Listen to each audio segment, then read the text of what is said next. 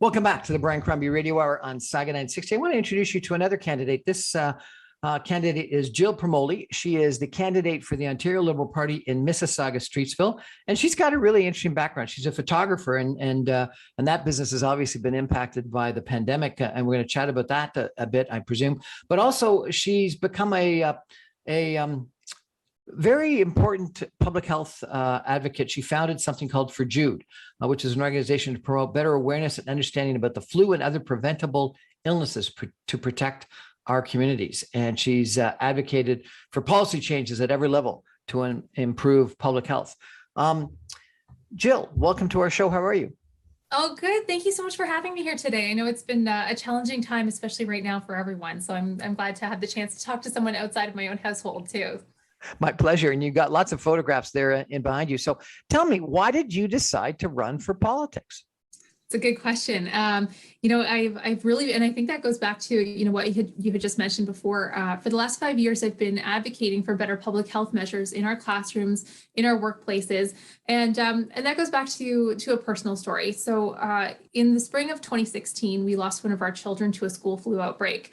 And we found out how quickly, any of our families can be devastated by public health, by preventable illness. And, it turned our lives upside down. And sorry to hear that. Thank you. Yeah, it's obviously how old?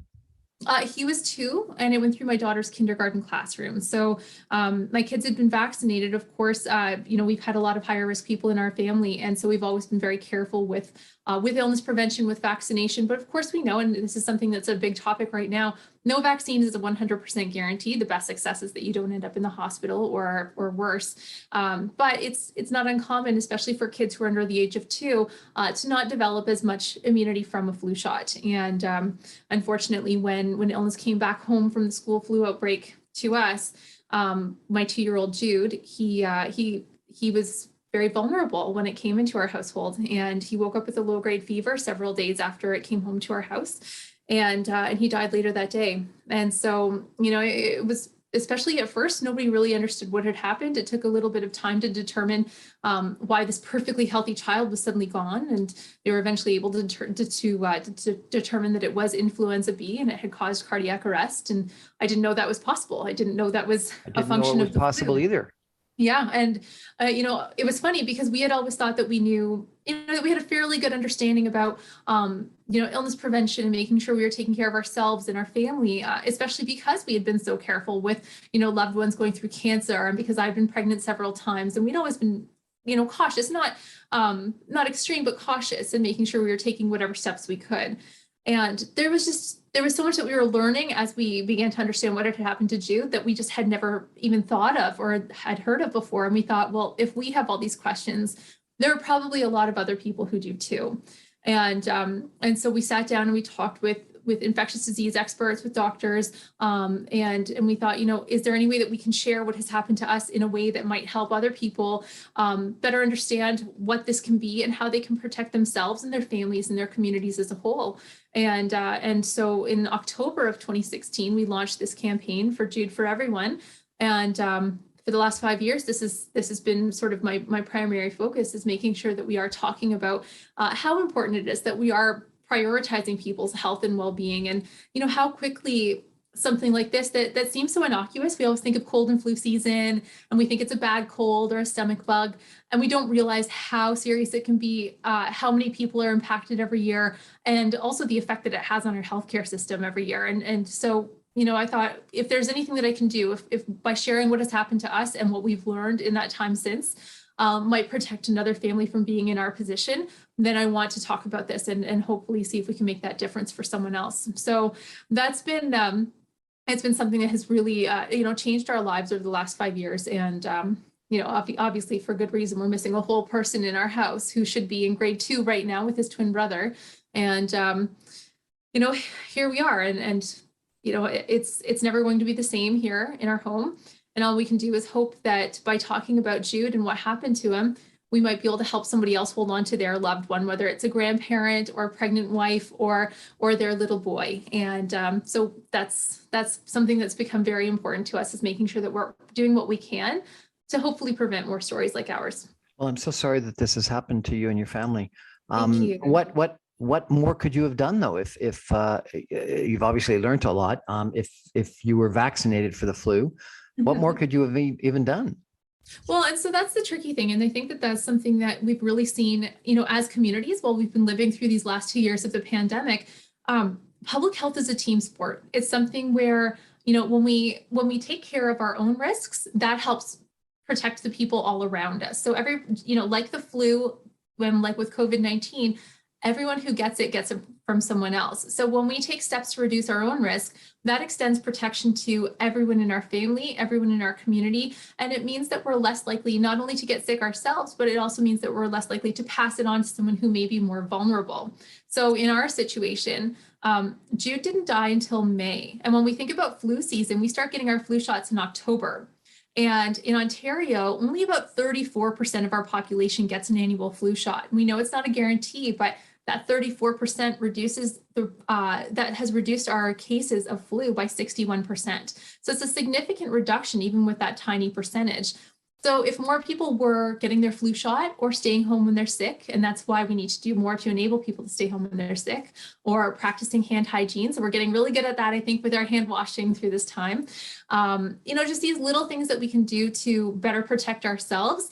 It can break the chain. It can prevent illness like the flu from passing on to somebody who, whether they're the more vulnerable person or who may have someone vulnerable at home. And so it's about sort of helping to get people to adopt those practices that would prevent the flu from ever reaching someone like Jude, like someone who's going through cancer treatment, like someone who has a heart condition, like someone who is pregnant, who has a higher risk factor just because they have an underlying health condition. I'm so sorry, I have no idea who that could be. Who we can be protecting just by taking those additional steps to protect ourselves. Let me just pause for 1 sec, if that's okay, just because somebody's right there at the door.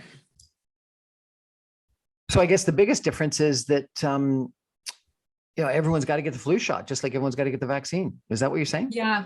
Yeah, it's a really tough one too. And I think we have to do a lot better job of communicating to people how serious the flu is and how important it is that we are taking those steps. And so I would love to see our flu shot rates improve. And there's a lot of work we can be doing about communication on that and education on that. I know I was shocked to learn, and this number sounds so tiny now after the 2 years we've been living through with COVID, but about 3,500 Canadians die from the flu every single year.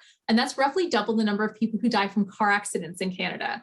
And so when we think about, how often we turn on the news, especially in winter in Canada, and we think about, the car accidents we see on the news, the people who we know who've been impacted by car fatalities. But we don't often hear about how often people are dying from the flu. And it's actually a lot of people.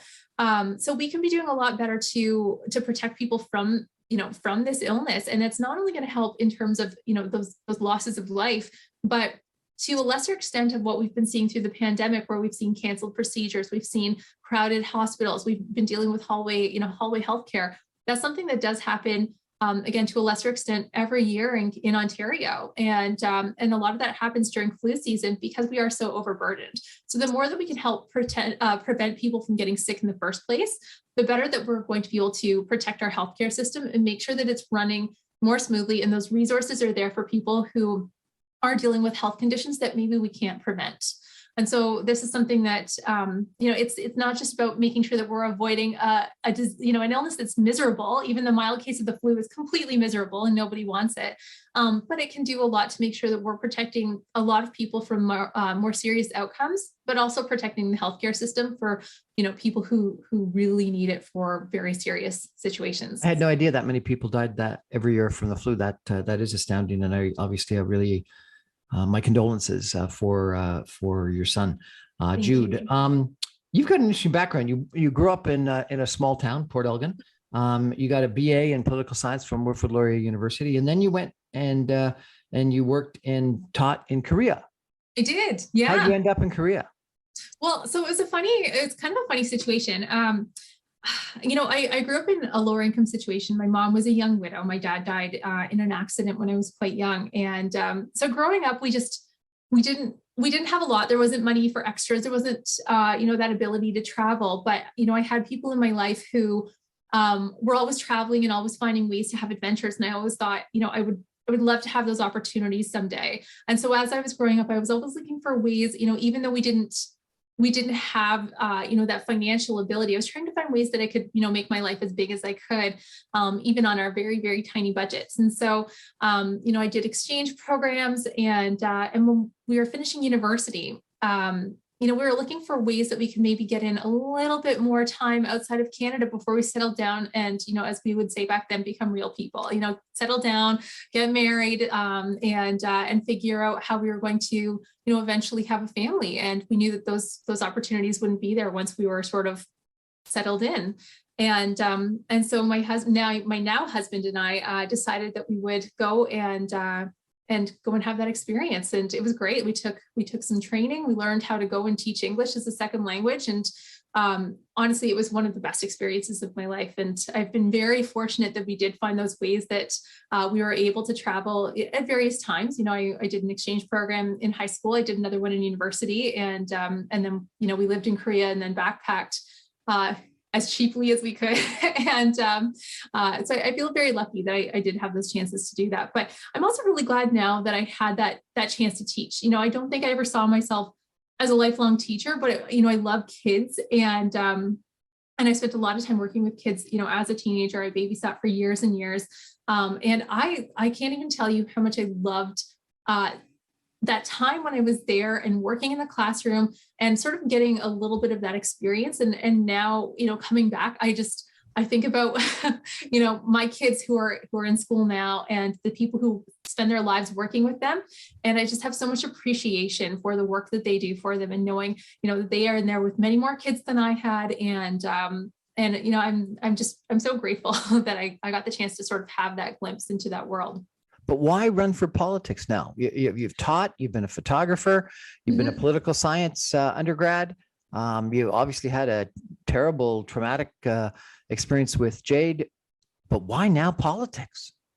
Yeah. I've always, I didn't grow up in a political family, but I grew up in Port Elgin, which isn't very far from Walkerton, if you know your Ontario geography very well. So when I was in high school, that was when the water crisis happened in Walkerton. And at the same time, we were dealing with cuts to education. And so that was sort of my first understanding of how decisions made hours away in Toronto could have a direct impact on our lives throughout the province. And I hadn't really understood that because we didn't grow up talking about politics in my home. And it really woke me up to how important it was that we have a better understanding of what happens politically in Ontario, how it can change our lives. And that's why I ended up eventually deciding to study political science at school. And I got really interested in it. And so I knocked on doors where I could throughout the years, and sort of got involved sort of behind the scenes a little bit. I don't think I ever saw myself as someone putting my name on the ballot, but over the last 5 years, as I've been more active with our campaign for Jude for Everyone and trying to advocate for policies like a better paid sick day policy in Ontario. One of the most important things we can do is enable people to stay home when they're sick, because people will go to work sick if they can't afford not to. We know this. People are telling us this. And we saw it, especially here in Peel, where we got hit so hard by the pandemic. 1 in 4 people who tested, 1 in 4 workers, who tested positive for COVID-19 went to work sick because they couldn't afford not to. And so we know that this is one of the key things we can do to help prevent the spread of illness. It's something, so I've been advocating for years at every level of government for policies that would help us improve our communications about illness prevention, about vaccination, policies that would help people stay home when they're sick. And over again, I kept finding people who, and depending on the level of government, there are people who are very interested in seeing this work get done. But sometimes I would talk to people who had that ability to put these policies in place, and it wasn't something that they were interested in getting done. And I thought, I'm asking these people who have seats at the table to do this work, and maybe it's time now for me to try and get one of those seats and push to get this change done. Well, I congratulate you for that and encourage you in that regard. That said, a lot of people that are, special interests and have one special interest get frustrated in politics because they got to deal with a whole bunch of other things that may not be as important to them. Are you prepared to, deal with all those other issues that a member of provincial parliament needs to deal with? Absolutely. Yeah. And I think that that's really important. And I'm glad that you brought it up, because while I think that, what we've been dealing with our loss with Jude has certainly been sort of the issue that has sort of tipped me over the edge. I do have two kids who are in public school. And as I mentioned before, I grew up in a lower income situation. For me, having access to a good quality education, it gave me everything. It opened every door for me. And so as I've seen more cuts happening to education over these recent years, I know that every time that we see a cut, that's a lost opportunity for kids in this province. And we can't afford that. The kids in Ontario can't afford that. And so even before the pandemic hit, I was out, I was at the rallies, I was out on the picket line because I knew how important it was that we were protecting these things for our children. I have a daughter who's 11 years old now. And since she was literally 2 years old, she has wanted to be an astronaut. And I don't know if that's ever going to change. She's still holding on to it. But we actually have high schools in Mississauga that no longer offer courses like physics and calculus. And I don't know how you become an astronaut if you can't take math and science in high school. That's a problem. And so we need Seriously, to make sure we have high schools in Mississauga that don't offer physics and calculus. Yes, Seriously? Because any course that isn't English is considered an elective. And so what has happened as they grow the class sizes, and people just think, oh, well, bigger sizes just means bigger classes.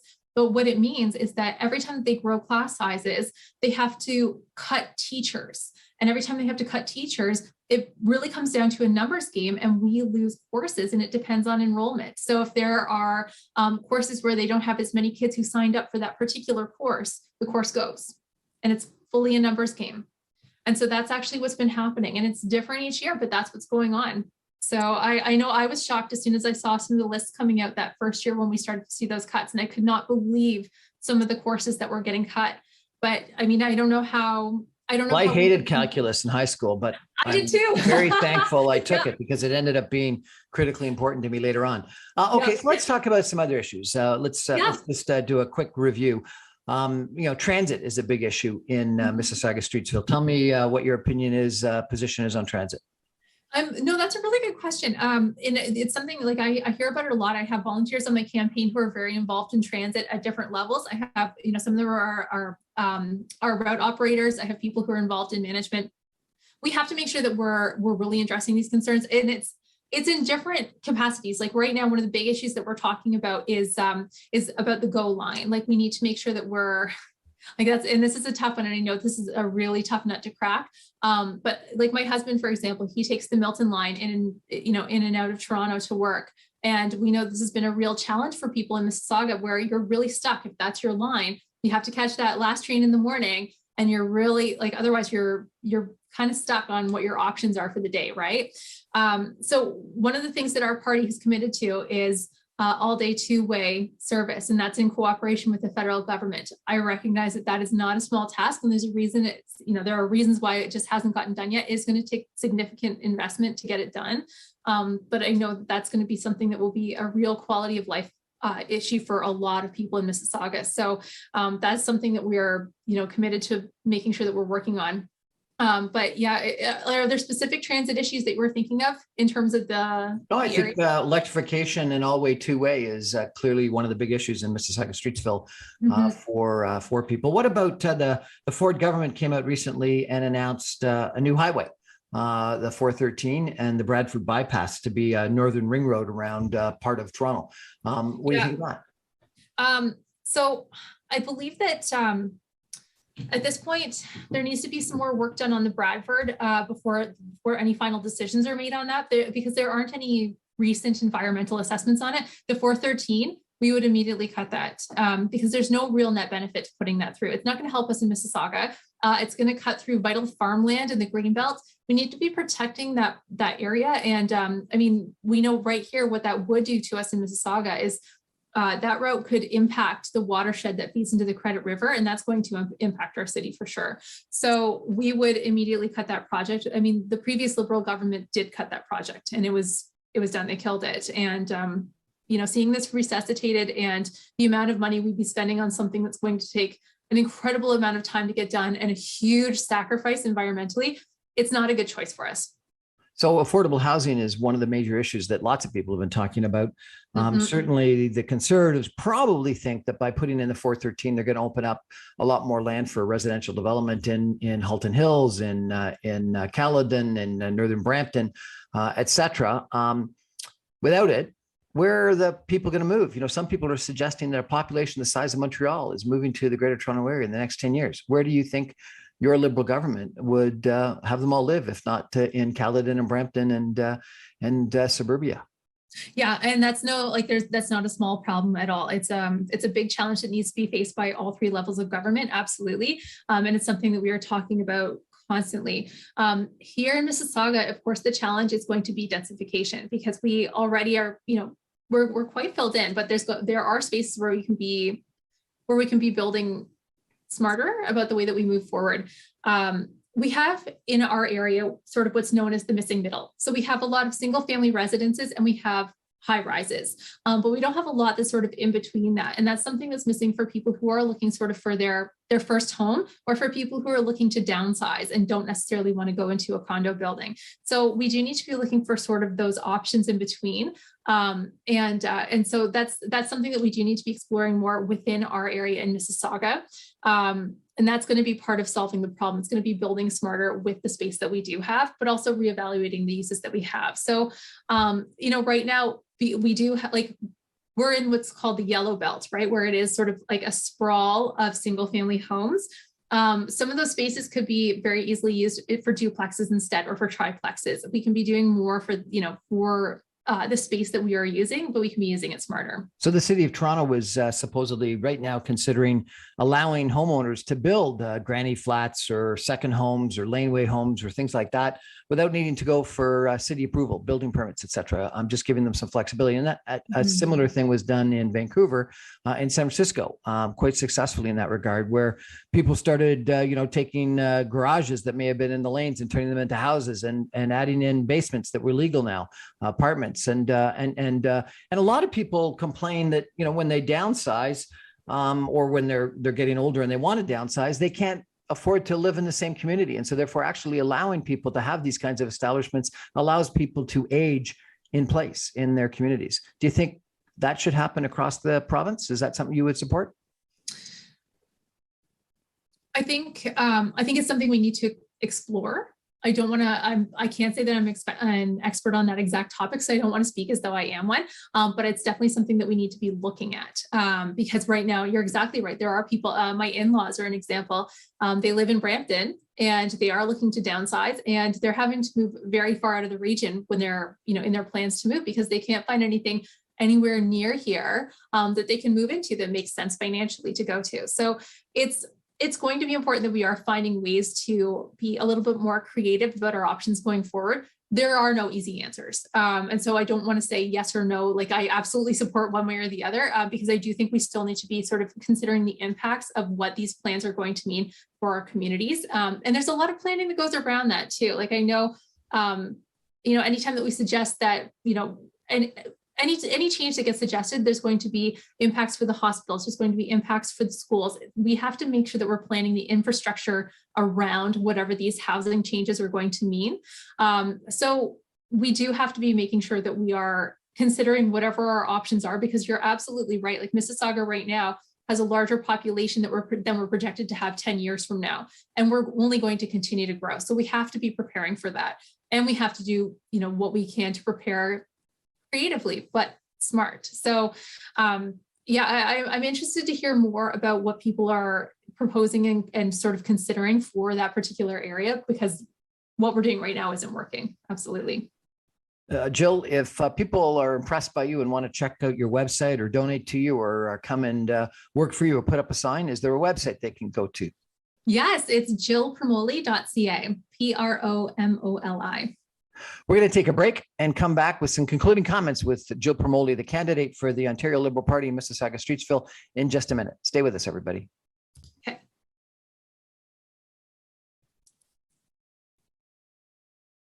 Welcome back, everyone, to the Brian Crombie Radio Hour on Saga 960, having a spirited discussion with Jill Promoli, who is the Ontario Liberal Party candidate in Mississauga Streetville. It's a riding, Jill, that I actually know reasonably well. And I know your opponent reasonably well, someone who's been involved in the community for a long period of time, has run for politics and nominations a bunch of times, wasn't successful previously, but ended up being successful in the last election against an incumbent. How do you think you're going to be able to beat your opponent in Mississauga Streetville? Yeah, it's a good question. And first of all, I just, and I like my opponent a lot. I've always very much, I respect how determined she is. And so I'm glad to see that we have a good relationship, and I'm always happy to see her when we're out at events. And, it's going to be a tough election, and it's going to come down to what Mississaugans are really looking for. And especially right here in our community in Mississauga Streetville, I think people are really going to be reflecting on what these last 4 years have been like here in Ontario and what they've meant for our families. For me, I'm running because I know how much the decisions being made at the table at Queen's Park have impacted my family and have impacted our community and our province as a whole. And, especially this last 2 years, the government could not have controlled everything. And I think that's always really important to remember. This has been an unprecedented time, and we can't just sit back and blame our governments for everything that happens. But there's a lot that has happened in the last 2 years that came down to choice. And there are a lot of ways that things could have been done differently that would have made things a lot easier for our families, for our community, especially in Peel, where we really carried the burden of this pandemic. We know how much illness there was in our communities. We know how sick people got. We know how many essential workers we have right here in Mississauga, in Brampton, who really just, they kept Ontario going, and there wasn't enough done to make sure that we were taking care of them while they were taking care of us. And, for me, it's really important that we're focusing on what governments are supposed to be doing. And that's making sure that we're meeting the needs of Ontarians. We need to take care of healthcare. We need to take care of our seniors, whether they're in long-term care or whether they rely on home care or just regular healthcare services. We have to do a better job prioritizing the needs of our kids. For 2 years, we've left children on the back burner. And, all of this comes down to decisions and priorities. And, I respect that everyone comes to the table in government with different values and different priorities. But, I hear this every day not at the doors right now, because we're again in another wave, but at the doors, on the phones, from people in our community, how much they've struggled through this. And, it was always going to be hard. We're dealing with a global health crisis, but it didn't have to be this hard. And we didn't have to be in a lot of these challenges that we're facing now. So, as I have these conversations with our neighbors and, with friends, with people in the community, I'm just hearing from people that they wish that their health and their lives and their well-being mattered more to the people who are currently in control of our province, and they just don't feel that it's there. So, it's going to come down to, I think, how people are feeling when we get to the polls in June, if they feel like the government has done enough to take care of them, not just during the pandemic, but in the years before that. And I think that, if we really think back to what happened before COVID-19 arrived, those were challenging times too. We were dealing with rotating strikes in the schools. We saw paid sick days cut. We saw, the regular inspections to long-term care were cut. And over again, there just seemed like there was another announcement about more chaos. A lot of people don't think that they've seen much of your leader, Stephen Deluca. They don't know who he is. Do you think that's going to be able to change before now in June? Yeah, I think so. I think it's tough anytime that you're a third party, of course, you don't get as much attention as the premier. Of course, as the premier, he's going to get attention anytime he walks out the door, or he's, we saw this week, right? He went out during the snowstorm. Of course, people are going to pay attention if the premier is doing something. It's a little bit tougher if you're the third party leader. Stephen is quite available. I mean, he has media availabilities just about every day, and I'm very proud of the job that he's doing. And I think that he's been very accessible. And, I think that the more that people actually get to hear from Stephen, the more they're going to like him. Because what I like most about Stephen, and I actually think that people would be surprised by how warm and funny he is. I know I was surprised by how funny he is. But I think I think a lot of people would find that description of Stephen Deluca a little bit surprising.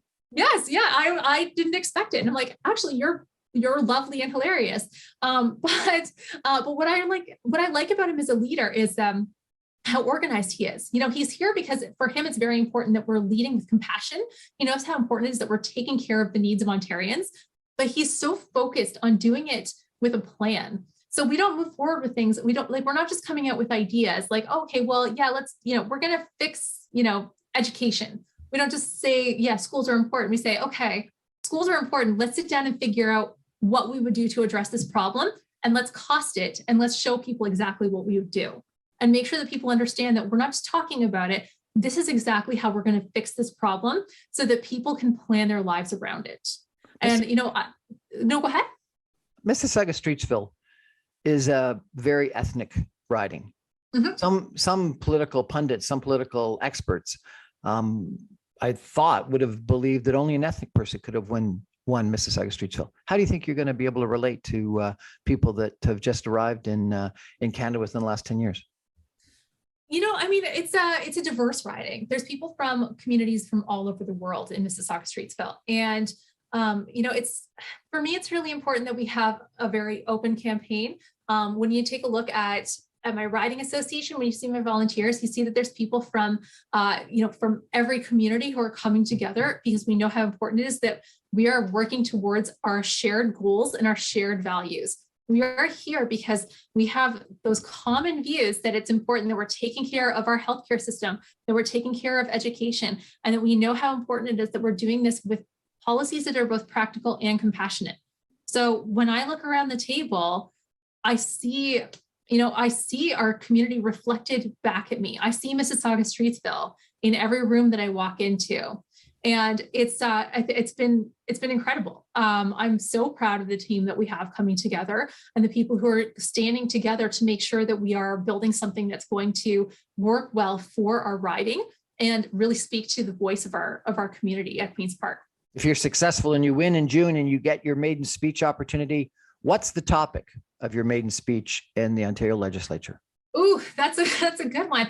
I'm very hopeful that we'll see the current government do the right thing and put in an appropriate paid sick day policy before I get the chance to go serve. And that's, knock on wood, I hope I will have the honor and the opportunity to serve.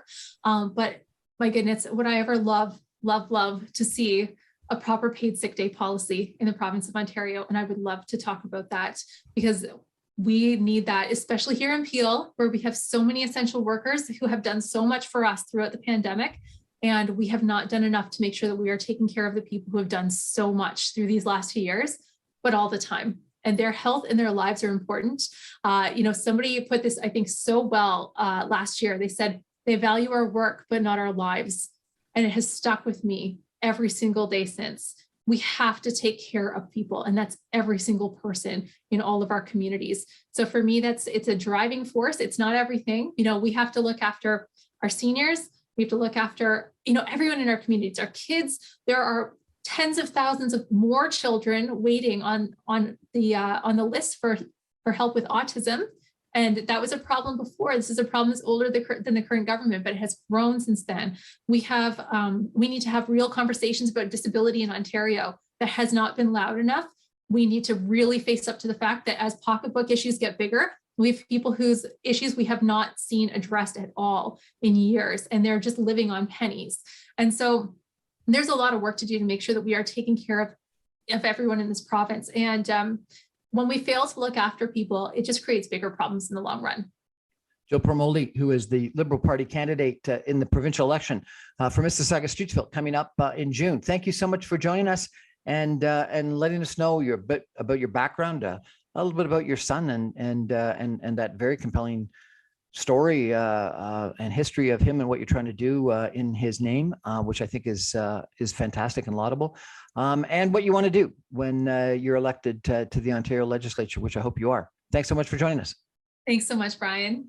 That's our show for tonight. I'm on every Monday through Friday at 6 o'clock on 960 AM. You can stream me online at www.saga960am.ca. Thanks for joining us, everybody. Good night.